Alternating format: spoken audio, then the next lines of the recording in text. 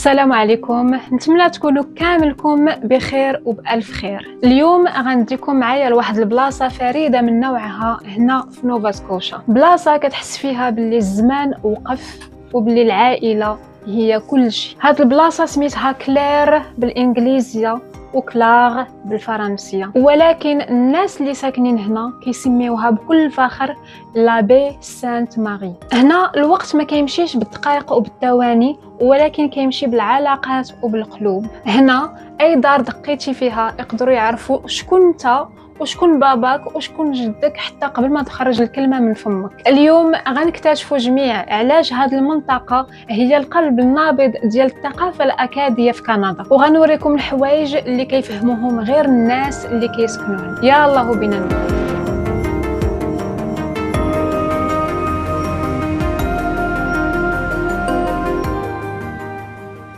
السؤال اللي غتكونوا كتسالوه وهو فين جات منطقه كلير بالضبط؟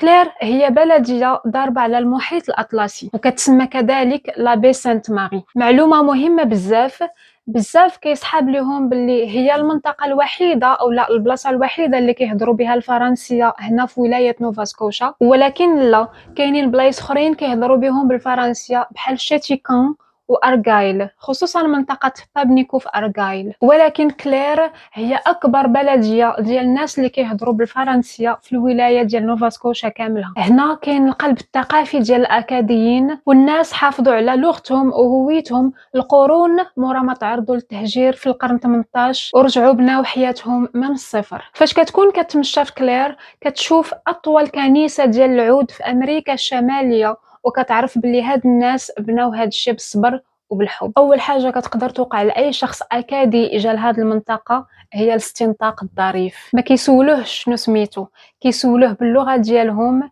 ديال من انت، اكي ايتو. ولا جاوبهم مثلا وقال لهم انا جوزيف كومو غيضحكوا عليه. علاش؟ لانه المنطقه عامره بالكنيات بحال كومو، سولنيي، لو بلون وكنيات وحدين اخرين. مثلا غيقول لهم انا جوزيف كومو ولد دومينيك كومو ولد ايميل كومو ولد سيباستيان كومو، وغيبقى غادي هكا حتى يوصل لاول شخص اكادي من عائلته حط رجليه هنايا في نوفا سكوشا نهار الاول. هنا كاينه الذاكره ديال العيالات الكبار والدردشه في الحوانت. تقدر تدخل تشري الخبز وتخرج وانت عارف باللي عندك ولد عمك ولا ولد خالك في منطقة ميتيغن. هنا في منطقة كلير كنأكد لكم بلي أي أكادي جا جديد للمنطقة في أقل من 5 دقائق غيعرفوا شكون هو، شكون خالو، وفين كان كيخدم جدو. ودابا نهضروا على الماكله شي حاجه مقدسه عندهم في كلير. لا غابور او اللي كيعرفوها الكنديين بغابيبي هي ماشي غير وجبه عاديه كاي وجبه وصافي، بل هي جزء من الشخصيه ديال الاكاديين. المعركه الكبيره هنا هي واش بغيتيها جاريه وطريه ولا بغيتيها قاصحه ومقرمشه. الا ما كانش كتزعزع في التبصيل واش هذيك رابور اصلا، وزيد عليها واش غدير فوقها الزبده والملحه ولا غدير فوقها العسل الكحل، وكاين اللي كيدير حتى الكاتشاب. مذاقها فيه ريحه الدار والدفا، واخا شكلها غريب شويه ولكن فيها روح المنطقه. في كلير الرايه الاكاديه اللي فيها الالوان ديال الاحمر والابيض والزرق مع هاد النجمه الصفراء اللي كتسمى ستيلا ماريس كنلقاوها في كل قنت. كنلقاوها فوق اولا قدام الديور، في طوموبيلات، في القاعات اللي كيداروا فيهم لي كونفيرونس، في المدارس، وفي كل بلاصه. النجمه الصفراء هي نجمه البحر، وهي اللي كانت كتوجه البحاره في وسط الظلام، واليوم كتوجه هاد الناس باش ما يضيعوش هويتهم. والحاجه المضحكه هي الرادار ديال المنطقه.